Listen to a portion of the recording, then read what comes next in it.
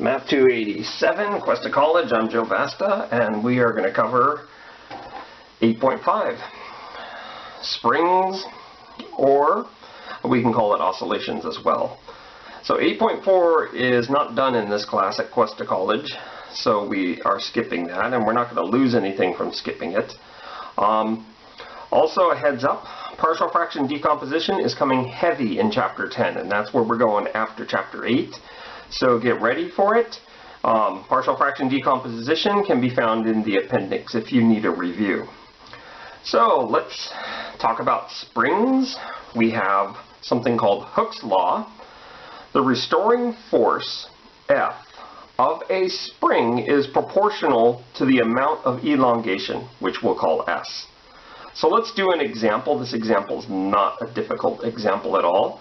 It says a force of 3 newtons stretches a spring by 3/4 of a meter. Find K, the spring constant. Okay, so let's look at Hooke's law here. And what Hooke's law says, it says the restoring force, F, of a spring is proportional to. So when something is proportional to something else, it doesn't equal that something else, it equals a constant times that something else. So it's proportional to the amount of elongation, which is S. So there's Hooke's law right there. F equals K times S. Okay, so they give us the force is 3, and we're trying to find the constant K. And 3 newtons stretches a spring by 3/4 of a meter. 3/4 is the elongation. And so K happens to be, multiply both sides by 4/3. The 3's are going to cancel. You're going to get K equals 4. And in this class, that's good enough. But if you were keeping track of the units, you would actually get K equals 4 newtons over meters, because you have newtons there and S is meters. Okay, so this is also acceptable, and that completes this example here. So in this class, the spring constant will always be constant, but the spring constant is not always constant, and so some examples would be an aging spring or a rapid temperature change. And there's other examples as well. So now we are going to do a derivation that will take us to a differential equation. The derivation is going to be on PowerPoint. For those of you who are not interested in where things come from, just go ahead and skip ahead to the paper that says problem number 1. So here we are on PowerPoint, and we're looking at springs, and we're doing a derivation here. And so we have a rigid support, and we are going to hang a spring from there, and the length of that spring, which is unstretched, is going to have length L. Okay, so the next thing we're going to do is we're going to put a mass at the end of that spring, and it's going to stretch it out a little, as you can see. And we're going to call this the equilibrium position. And it's going to be longer than L. It's going to be L plus S. Okay, so that's the S is the amount that the spring got stretched. Okay, so we want to make a note here that the weight of the mass is balanced by the restoring force of the spring. And that's, we have the equilibrium position. The mass is not moving, when it's in the equilibrium position. So the weight, which is going downward, equals the restoring force of the spring, which by Hooke's law we said was K times S, and that's pulling upwards. So the weight, we could actually use gravity and go m times g, and g's gravity there. This equals K times S. Okay, so this is what we're going to do, and this is when it starts getting interesting. We are going to make the equilibrium position y equals 0, we are going to make up be positive and down be negative. And I know that some teachers, physics teachers, and even math teachers do it the other way, but I'm going to go ahead and do it this way because it makes more sense to me. And we are going to stretch that spring a little more. We're going to pull down on it, and we're going to say that the mass is displaced from equilibrium position and released. Now, it could be given an upward velocity or a downward velocity, and so this is what we're going to study. We have L plus S, which takes us to the equilibrium position, and then we have an extra y there. Let's see if I can get a laser pointer here. Maybe I cannot get that. Probably not. Okay. I got it last time, but oh well. So y is actually going to be negative, and that's going to represent, you know, where the mass is. And that's going to change from, as it's going to be a function of time. So after like 1 second, the mass could be above the equilibrium position. And it all depends on what kind of velocity and where we release the mass. And so that is what we're doing. At the next slide, and we have the same picture there. We're going to note that this model has 4 forces acting on the object. The first force we'll call F sub g. It's negative mg, okay, because going down is negative, and that is due to gravity. Okay, so gravity is one force acting on the object. Another force acting on the object, excuse me, is due to the spring resisting the change of its length, which we call F sub s. And F sub s is k times s minus y. And s minus y gives us the elongation. Now that we've pulled it down to where y is, remember that y is a negative value, so it's really saying s plus y. So that's how the elongation of the spring with the mass and with us pulling it down. K is the spring constant. The spring constant is always going to be positive. Another force acting upon the object is the damping constant. It has to do with damping, and it's F sub d. This resists the motion with a force proportional to the velocity, and so that's what we have. C is a damping constant, which is positive, and F sub d equals negative c y prime, and that happens to be the velocity y prime. So examples of damping: air resistance, friction of the spring, a dash pot, etc. Our fourth force acting on the object happens to be an external driving force, and this may vary with time, so this is any of the other forces acting upon the object. Okay, we want to get to this differential equation so we can write out some problems and see what we're going to do in the homework. In the homework, you don't have to do this derivation. So we're going to go to Newton's second law, which says F equals ma, or we wrote it the other way around. M times acceleration, mass times acceleration equals force. And so what we have is we have the mass times the acceleration. The acceleration is actually the second derivative of y with respect to t. And the force happens to be those 4 forces acting on the object, and that's on the right-hand side. Okay, so I'm going to go ahead and write the second derivative as y double prime, as long as I remember the derivative is with respect to time. And I'm going to replace those forces, F sub g, F sub s, F sub d, and F of t.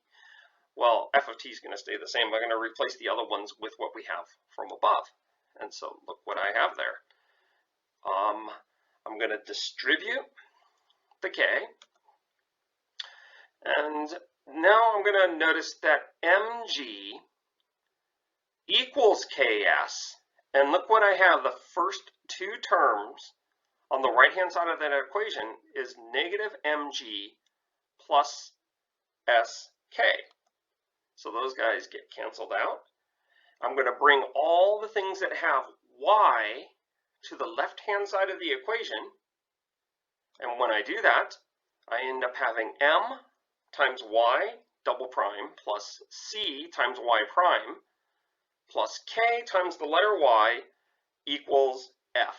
And that is what we were trying to derive, and that's what we'll use in our homework in this section. So a few things to note: that when c equals 0, we call that system undamped. And when c does not equal 0, remember what c is, it's the damping constant, then that is a damped system. When the force equals 0, and that's the external driving force, you get a homogeneous differential equation, that's called free oscillation.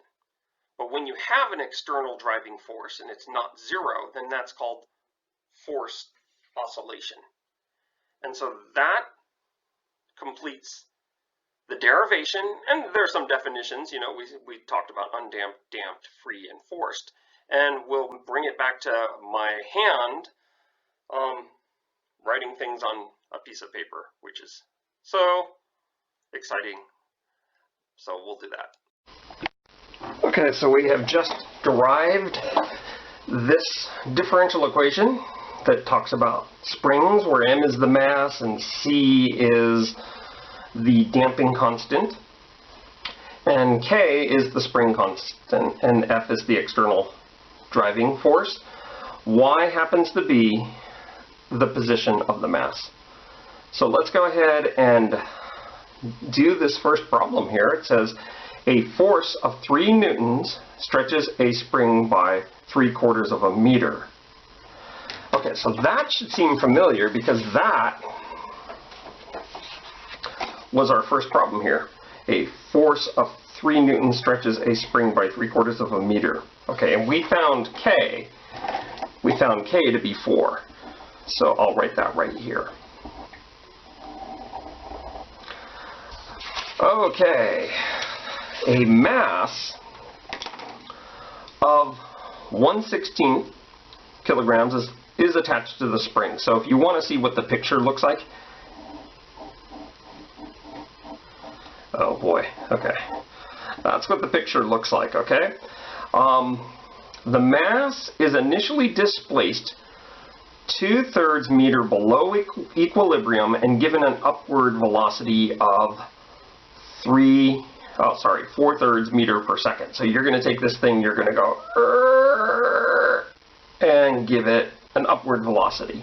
And so that's what's going to happen, and this thing's going to go,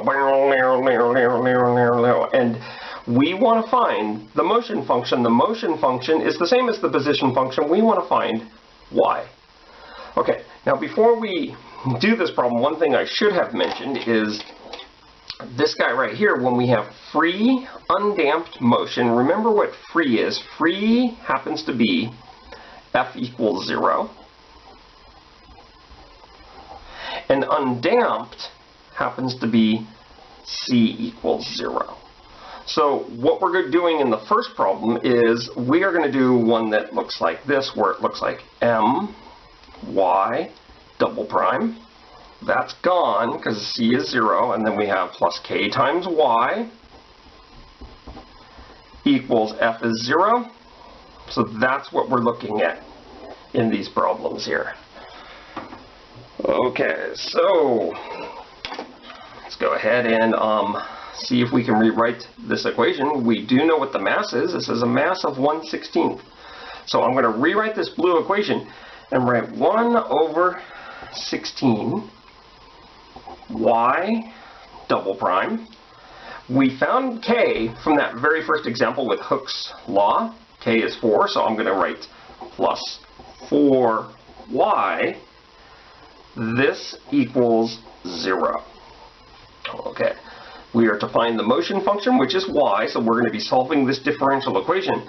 And before we do anything else, there's this stuff right here. It says the mass is initially displaced 2/3 meter below equilibrium. So what that really means is that tells me something about the position at time 0. And lots of times, you know, people get this wrong and they go, oh, it's 2/3. But really, since it's below equilibrium, we are going negative 2/3. Remember, down is negative. And it says it's given an upward velocity, so velocity is y prime, and the initial velocity here is 4/3. Since it's upward, it's going to be positive 4/3. So this whole spring situation leads us to solve this differential equation with these initial values.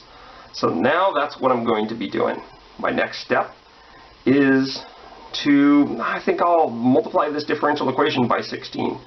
So I end up getting y double prime plus 64y equals 0.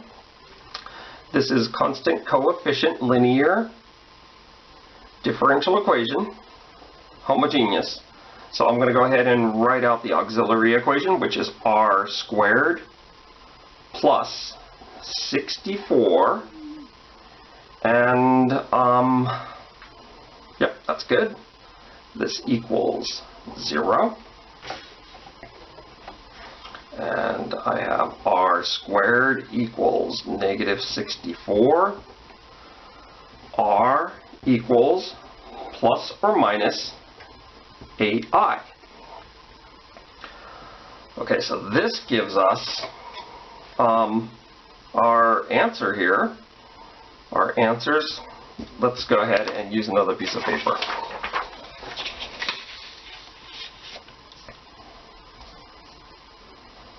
We'll get a general solution here. Y equals, okay, so this is like, if you like, this is like 0 plus or minus 8i. And if we remember correctly, it's going to be e to the 0 t. Now, it's not x now, but it's t. And I'm not going to write that because that's just 1. And then I'm going to go c1 cosine 8t plus c2 sine 8t. Okay, so at this point it feels like we're done, but we are not done. And the reason we're not done is because we have to find the c1 and c2. How do I find the c1 and c2? With these initial conditions. I have a y and I have a y prime. I'm going to go ahead and figure out what y prime is. Y prime is derivative of cosine 8t is going to be negative 8 sine 8t, but we can't forget the c1.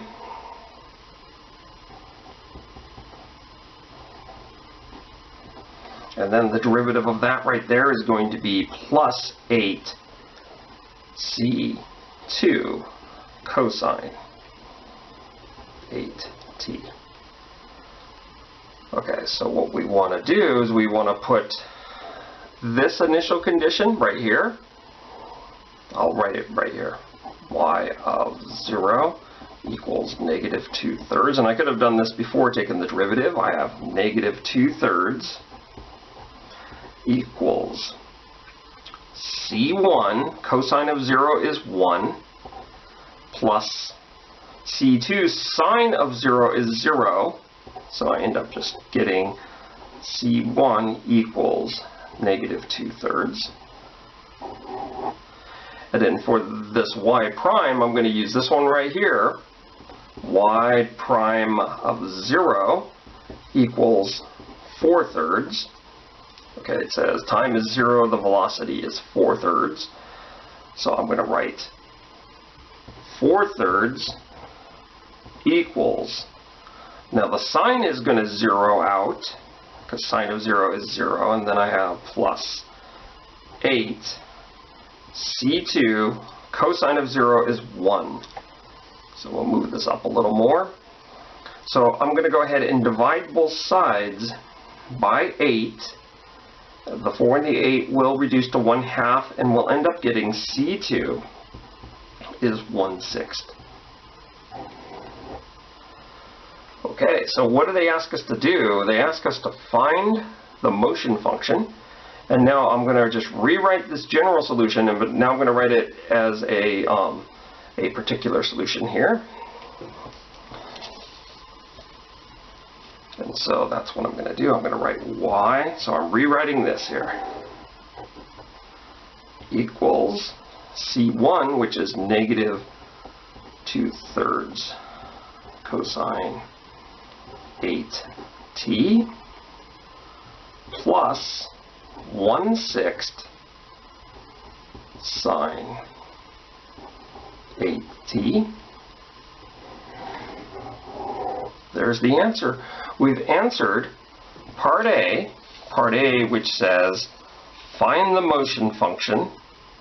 This here is the motion function. Okay, so you put a time in it, it kind of describes the position of the mass. Now, to fully comprehend what this looks like, I'm going to go ahead and graph this on Desmos or WinPlot or whatever. So I have the graph. I've already done it. And so the graph of this, so we're done with the answer. We've finished what they asked us in part A. I did not give us part B yet. So we're done. This is just going a little bit extra, and maybe some of you want to skip this. But the graph of this guy right here looks like that. Looks like the orange graph. And you can kind of see what's happening here. Everything to the left of the y-axis, that actually doesn't make any sense because our experiment starts right here. And if you look at this, that point on the y-axis happens to be negative 2/3. Okay, so there's negative 2/3, and you give this mass, you give it an upward velocity, which the slope of this happens to be 4/3. That's the velocity, and it goes up and down and up and down and up and down, and it just keeps going. Now, this is free undamped motion, and undamped means there's not going to be any slowing down of this. It's just going to keep going up and down and up and down. Now, in a physical spring system, this doesn't really make sense because we know springs don't go on forever and ever. But if you're studying like light particles and other things, this might be a good model. So the reason I showed you this is this graph actually looks like a transformed cosine graph or sine graph. The sine and the cosine graph are pretty much the same, except, you know, one shifted over a little. So this is, we'll just call this a transformed cosine graph. And this might explain why on the next problem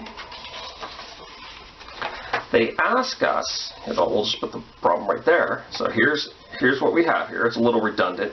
They ask you to find the circular frequency, which they'll call omega naught. Sometimes I'll just call that omega. The period, okay? And these are trig terms here, so you know how many times it goes through. The amplitude and the phase. And sometimes teachers will call that the phase shift.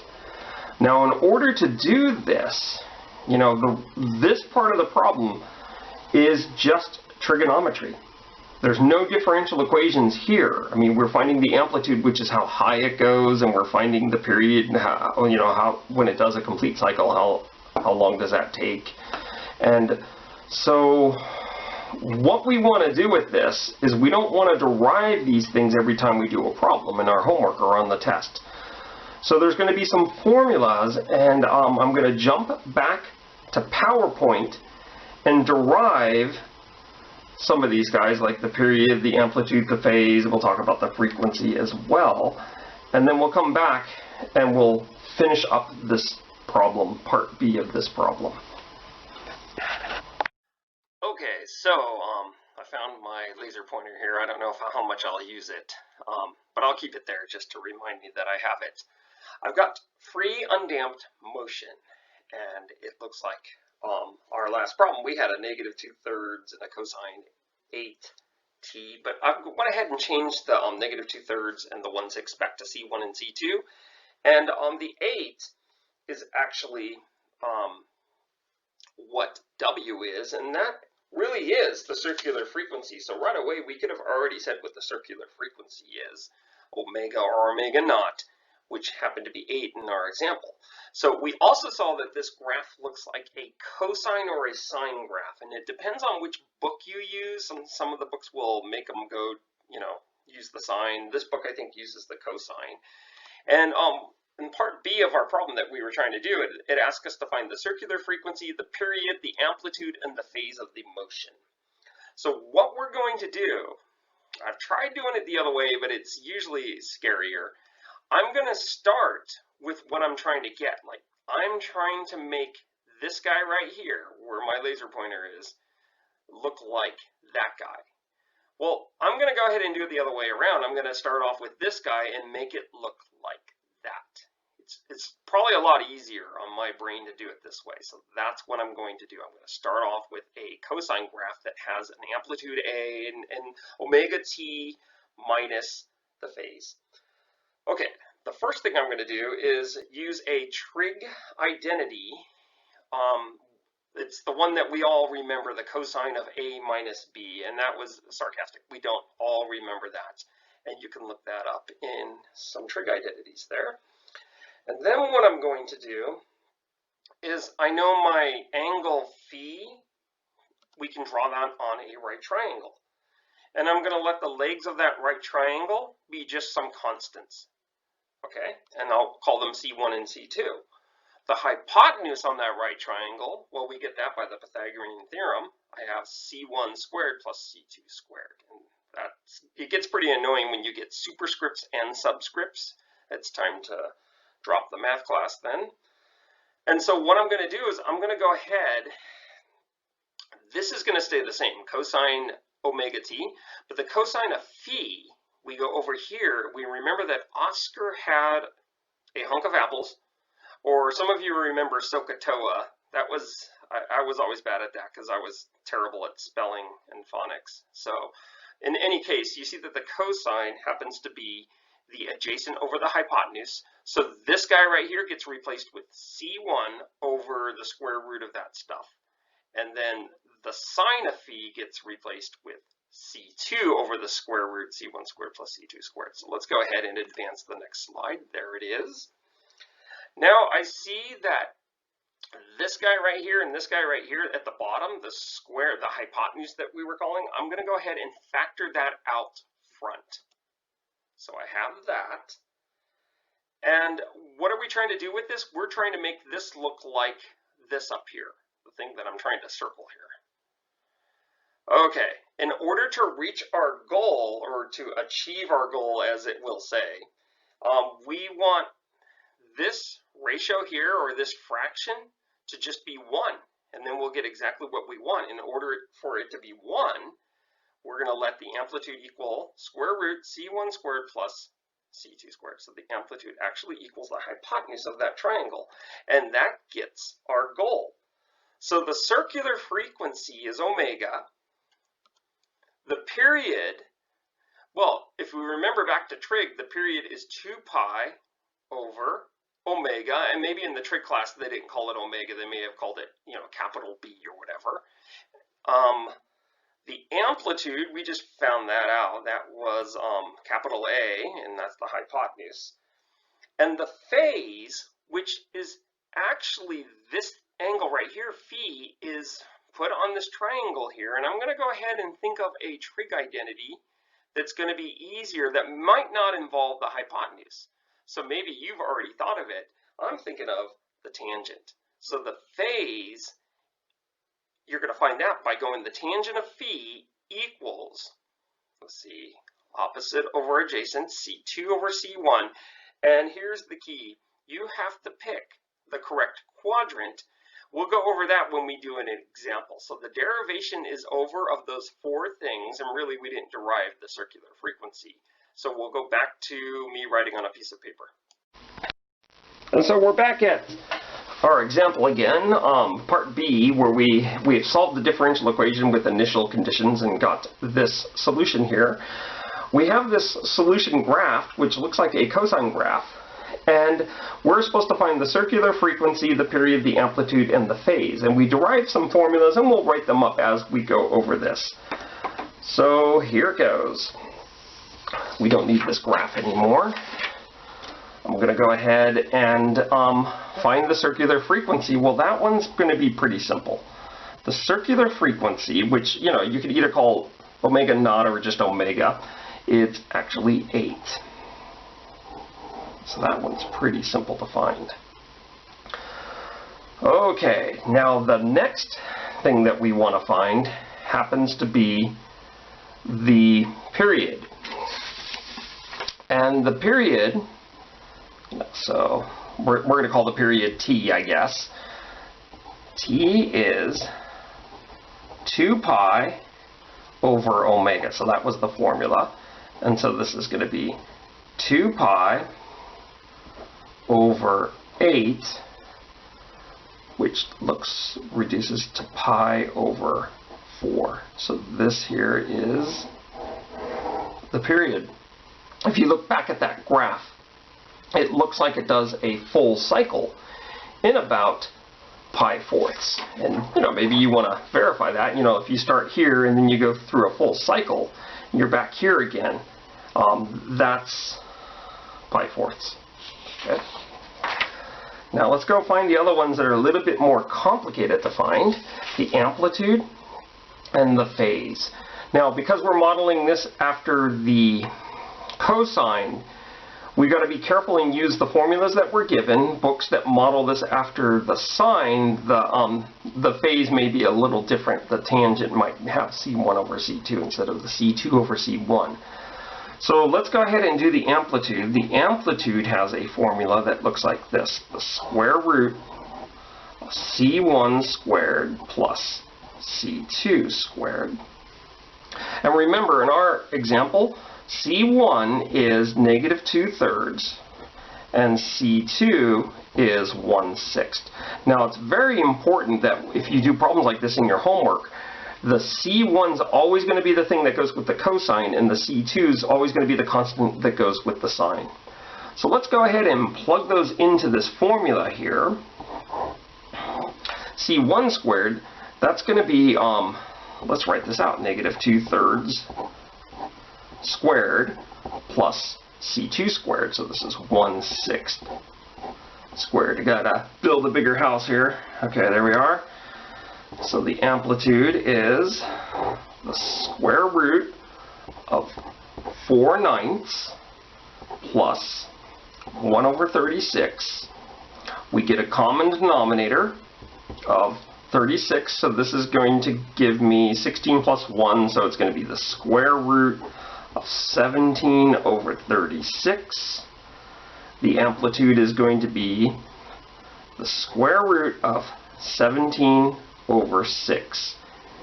And I mean, we can put that in on our calculator and see that, yeah, that's in between 0 and 1, and it matches with the graph. Okay, the last thing that we want to find will be a little traumatic, so you might want to be sitting down when we do this. It's not going to be that traumatic. It's all trig. We're done doing differential equations on this problem.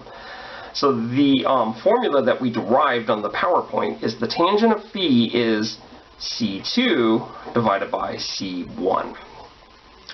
Okay, so the tangent of phi is C2, which is 1/6 divided by C1, which is -2/3. So you go ahead and you do a copy dot flip, and some things cancel. You end up getting -1/4. So the tangent of phi equals -1/4. If you were to go ahead and do this on your calculator, I'm going to go ahead and do that. So we have, make sure I'm putting my calculator in degrees, and I have tangent inverse of -1/4. This is going to give me negative, I'll just round to the nearest degree, 14 degrees. Okay, so that is what we have, -14 degrees. What we can do here is we have to figure out so that's going to be my reference angle. So I'll just say 14 degrees is my reference angle. And here's the part where I said you might want to be sitting down. If you go back to our derivation, and I have like a printout of the derivation, we have that C1 happens to be the change in the x, and C2 is the change in the y. So when you're doing your homework and you're wondering, should I just put 14 degrees as my answer, we're going to find out which quadrant it is by plotting the point C1, comma C2. C1 is a negative 2/3, comma C2. So when you plot that point, it's like right there. And that tells you which quadrant it's in. The quadrant that it's in is quadrant 2. And this is going to help us get our problem because we have 180 degrees here. We are going to subtract 14, and this gives us 166 degrees is our phi. And so we can just write our answer like that. Now, if you were going to go ahead and use the equation that we had on the PowerPoint, which is this, so we're done with the problem. But if you wanted to write your graph just as a cosine,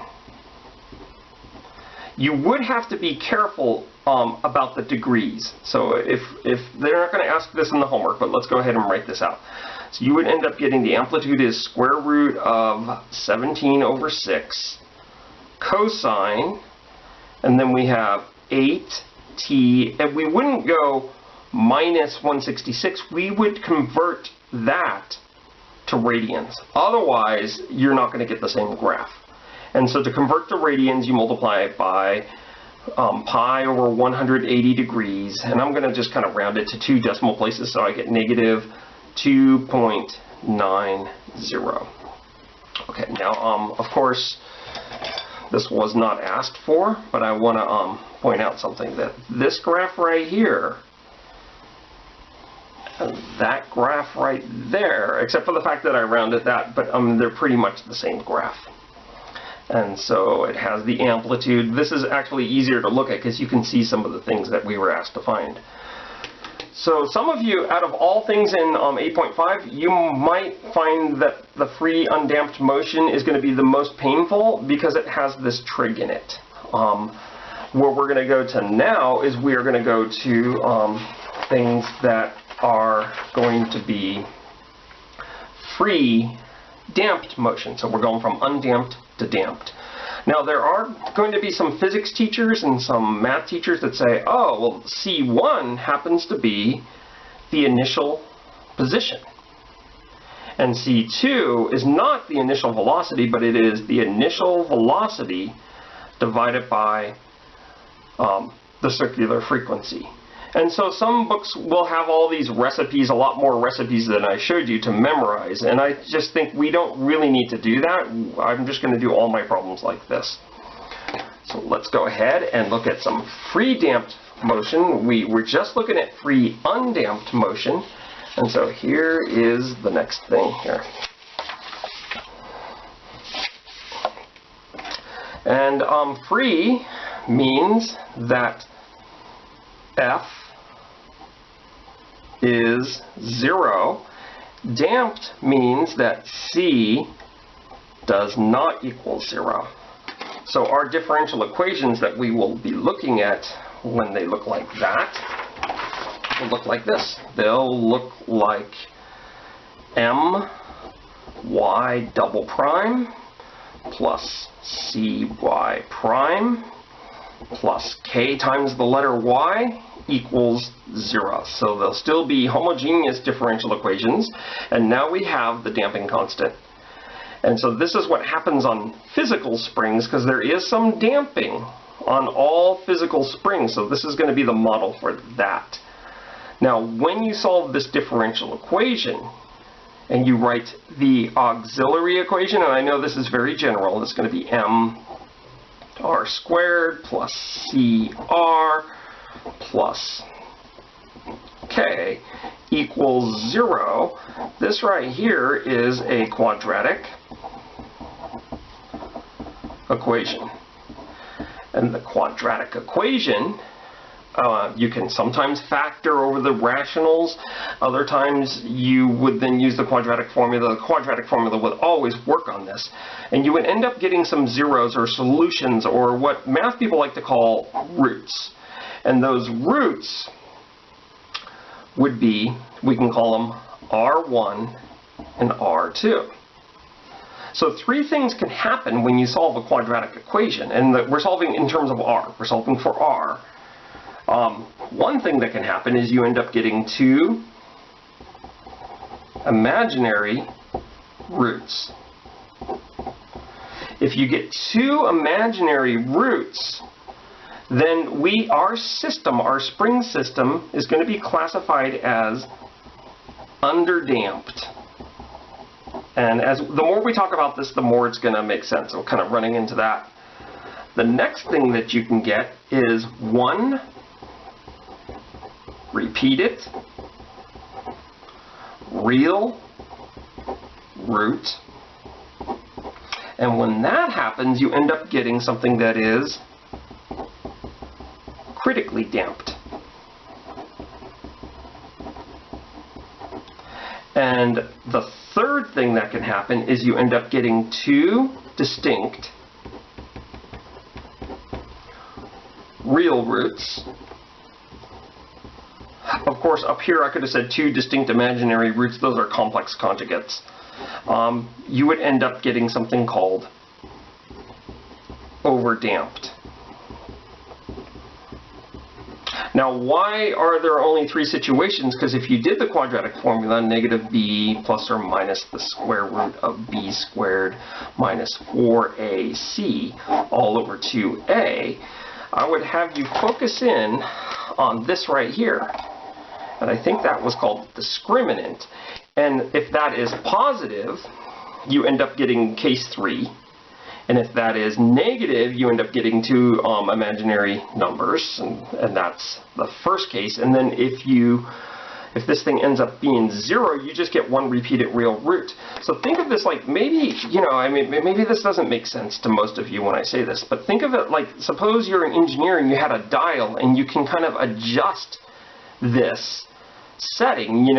We just made it go past 0, and now it's a negative number. Whoops, let's go the other way. Oh, it's 0, and now it's a positive number. You can adjust the dampness on your spring system by tweaking with this formula. And how can you tweak with this formula? You can adjust the dampness if you have a dash pot, or use a different spring that has a different spring constant. Now, some of you might say, well, critically damped, that's what we always want, and sometimes that's great, but there are times when you might want overdamped or underdamped. Examples that I'm thinking of right now of underdamped is, you've seen people who have shocks on their car that aren't working so well, and you go over bumpy roads and your car oscillates. That's underdamped. And that could be a bad thing for shocks if there's too much underdampedness on the shocks. Now, that underdampedness has two imaginary roots, and when you write out your solution to your differential equations, it's going to have the sines and the cosines, and there's your oscillations. If you're looking at shocks on a car, overdamped could also be bad, because if it's overdamped, too much overdamped, you go over a rocky road or something like that, and then you end up cracking things under the hood. And so, I'm talking about shocks on the car, and whoa, we're in a differential equations class. Why should I be talking about that? Because it has to do with oscillations, and it has to do with springs, and it has everything to do with differential equations. Let's go ahead and talk about another example before we get to do our next mathy example. And this is a door that uses springs to close the door once opened. Okay. Undamped. This door will swing back and forth forever. So we never have undamped physical springs, because that would be crazy to have a door swinging back and forth forever. So you usually have some heat loss within the spring, so this is not going to happen. There's always some dampness with a physical spring. Underdamped, it will swing back and forth with decreasing size of swing until it stops. So it's like those movies where you see the kitchen doors and someone comes out and it's swinging back and forth until it stops. So there's some oscillation with underdamped. Critically damped, it will return to closed as quickly as possible without oscillating. And then here's the one that's really annoying, is overdamped sometimes. The door, have you been through doors where you open them and then it returns to closed without oscillating, but slower than critically damped? And so I don't know, you're waiting for the door to close and you're like, that thing is closing really slow and the air condition is escaping and maybe it's got too much dampness on it. So that is, hopefully that helps out with these examples. What are you going to have to do in your homework? What you're going to have to do in your homework, and your homework happens to be a handout for this section because I wasn't too keen on the book's problems. You are going to find the motion function. That's kind of what we did in the last problem, where we found y equals and classified the dampness. We're not going to ask for amplitude or period or anything like that because you're not going to get a nice cosine graph. You're going to get something that sort of dies out, and well, you'll see as we do these examples. So let's go ahead and work out this example. Maybe it's been a while since I wrote some things down with an example or worked out a problem. I'm going to go ahead and write out the auxiliary equation. So I have r squared plus 5r plus 4, this equals 0. This thing factors into r plus 1 and r plus 4. So my r values are -1 and 4. Okay, notice I've kind of ignored this part, and I'll come back to that part. I'm going to write out the general solution. The general solution says y equals c1 e to the negative t plus c2 e, this is -4 here, whoops. It wasn't dark enough, but there, I've darkened it so you can all see that. It was always that, okay, in case you were wondering if I made a mistake. So I have c2e to the -4t. Okay, so that's not what I'm looking for. It's partially there. I have to find my c1 and c2. To find the c1 and c2, we're going to go ahead and use this right here. Displaced 1 meter above equilibrium. So displaced, this is the position, which is y. So y of 0, and since it's above equilibrium, it's 1, since up is positive. This one right here, it says an upward velocity. So velocity is y prime, and the initial velocity is going to be upward, which is positive, so y prime of 0 is also 1. So we're going to use these to solve for c1 and c2. Okay, so y prime is, I take the derivative of, excuse me, of this right here, which is going to be a little chain rule, negative c1 e to the negative t minus 4c2 e to the -4t. Okay, so I'm going to plug this one right here, and I'm going to plug this one right there. We're going to see what we get. And by the way, we can already answer part of this question here, but we'll come back to that. So we have 1 equals c1 plus c2. And then over here we have 1 equals -c1 minus 4c2. I could do an augmented matrix. I don't want to do that. I'm going to just add those equations together. 2 equals -3c2. c2 equals -2/3. I'm going to go ahead and plug that into maybe the first equation there. When I do that, I end up getting c1 minus 2/3 equals 1. I'm going to add 2/3 to both sides, so I'm kind of doing some of this in my head. c1 equals 5/3. Okay, so I am finished with this problem. I'm going to rewrite this, and my final answer is going to be y equals 5/3 e to the -t plus C2, so actually it's minus 2/3 e to the negative 4t. And there is the motion function. We are not done with this problem because they ask us to classify the dampness. We could have done that right here, right when we got our R values. We got our R values. They are two real numbers that are different, and we said those are two distinct real numbers. This is overdamped.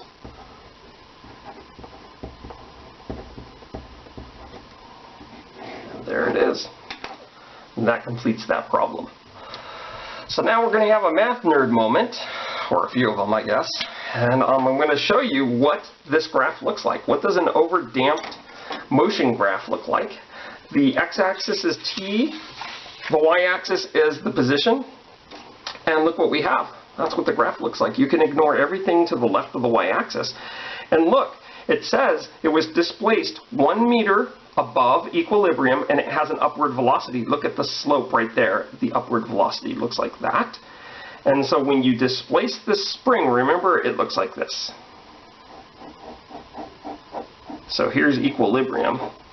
You have the mass, so you go and you smush it up. And so it's hard to do this on video here, like I'm trying to, like, and then you give it an upward velocity. It goes, except it does not oscillate. Look what happens. It goes up because you've given an upward velocity, and then it comes down, and it comes down, and it comes down, and comes down, and then reaches equilibrium.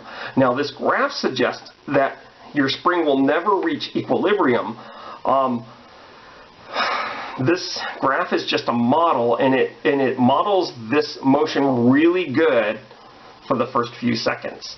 Now, of course, it will hit equilibrium, and after 3 seconds or so, maybe the graph we don't care about anymore. But that is what an overdamped motion graph looks like. There is no oscillation. There's no going up and down. I mean, it looks like we went up because we gave it the velocity, upward velocity, but there's no oscillation here. Okay, let's go ahead and just look at pictures of other ones. This is actually completely optional. You don't have to look at these pictures. Here's critically damped. Okay, so I solved another differential equation, and I got something that was critically damped, and we're just going to ignore that part. Look, it looks like it was released at equilibrium and given a downward velocity. And look what happens to this. It looks like this, and then hits equilibrium after a few seconds. Now, it would be kind of an unfair question to say, hey, without giving you the equations here, oh, look at these pictures, which one is critically damped and which one's overdamped?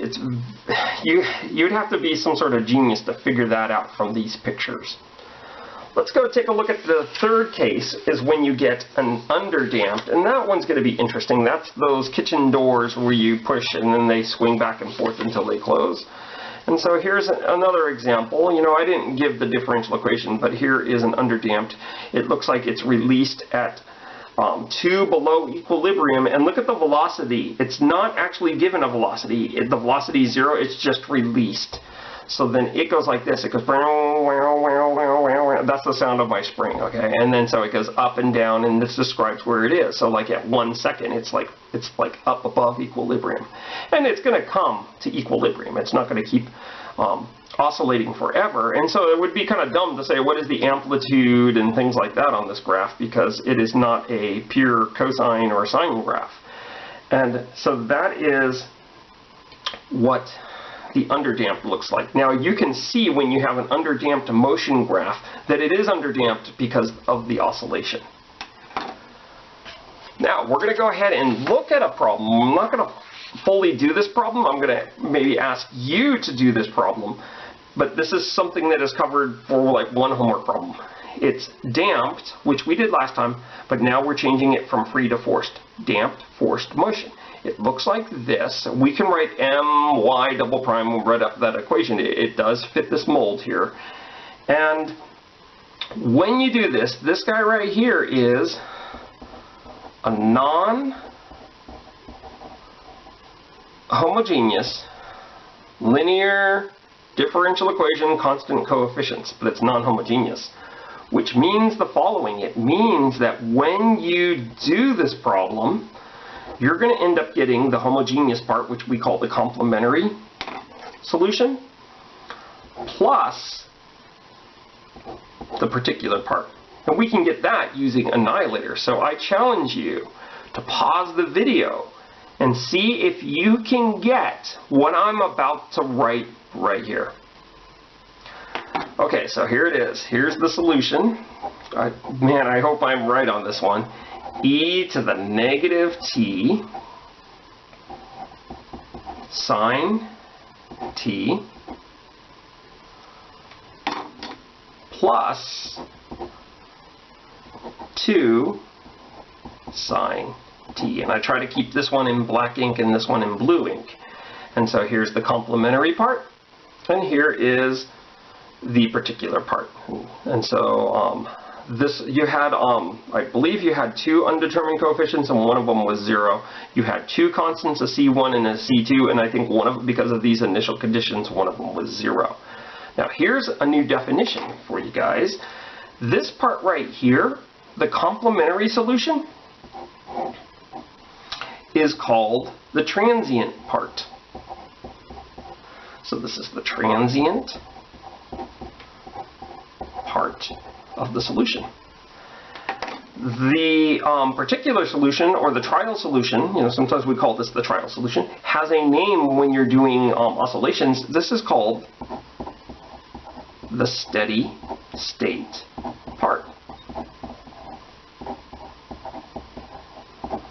And there's things we can say. You don't have to write this down, but this right here, YC, the transient part, goes to 0 as t goes to infinity. So it goes away. Whereas on the steady state part, let's just write it a little differently. That y starts looking like the steady state part as t goes to infinity. And maybe the steady state part, maybe this right here, the external driving force, is the vibration of a machine in which the spring is located. And so that's the deal. The transient part goes away. And if you think about it, this is the sine of t over e to the t. E to the t is going to dominate in terms of when t gets bigger and bigger, and you'll have like undecided, I don't know, I'm going between -1 and 1, -1 and 1, and this guy's going to go off to the stars, and he's on the bottom. That's going to go to 0 as t goes to infinity. And as you can see, this one is its limit, well, who cares, but it's going to go back and forth. It's just the sine graph. So this is going to happen with some damping. And when t is really big, we say that the steady state part is dominant. So these are just some math words. And so what I'm going to do is I'm going to go ahead and plot this solution, the whole solution, the transient part plus the steady state part, and I plot it on the computer program, and then I don't know why I picked this gold color. At the time, it seemed like it was going to look good, so hopefully it still looks good, and that's what it looks like. So we don't care anything about what happens. Let's see if I have a pin here. Oh yeah, so this right here is the t-axis, and this is the y-axis. So we don't really care anything about the left of the y-axis. And what's going to happen is this thing looks like this. This is describes the position of the mass, and it seems like it's just oscillating there. Now here's the cool part about this. You don't really have to generate graphs for your homework. The cool part is, so that gold part is the same thing. I left it there, and then I went ahead and I put y sub p on there, and y sub p is just 2 sine of t, and look what's happening with this gold graph. Within, before 5 seconds, the gold graph and the steady state part look identical. And so that is the deal. We said that would happen as time gets bigger and bigger, that this solution is going to look like y sub p. Y sub p dominates it. But at the beginning it doesn't. Do you see there's a difference there? Okay, so the last thing that I want to mention, and you won't see this in your homework, so this is just me being a math nerd a little more, and some of you actually have to see this in other engineering classes. I have a differential equation right here, and I challenge you to solve this. You know, it's non-homogeneous, and we have this, and then, so here's the solution, okay, and that's after doing the initial conditions and doing some annihilators. Look what's happening to this spring system. What's happening to the amplitude? Well, I mean, you know, the amplitude is changing, but it's becoming bigger. And the amplitude increases without bound. The system is destroyed, and this is what they would call, maybe in a physics class, resonance. So we pretty much covered 8.5. Include it in the handouts, and also you can find it on the web page. I know this might look blurry, but you have a Springs homework. 1 through 4 happens to be the free undamped spring systems, which might be the most challenging for people. 5 through 10 is, you know, when we have free damped spring systems, and that's 5 through 10, and you're seeing if it's underdamped, critically damped, overdamped. And then number 11, I got a little lazy. Well, I like this problem. Do number 24b on page 541, and also included would be all the answers to the homework, including the one from the book, because it was an even number. So that concludes 8.5. You guys have a good day.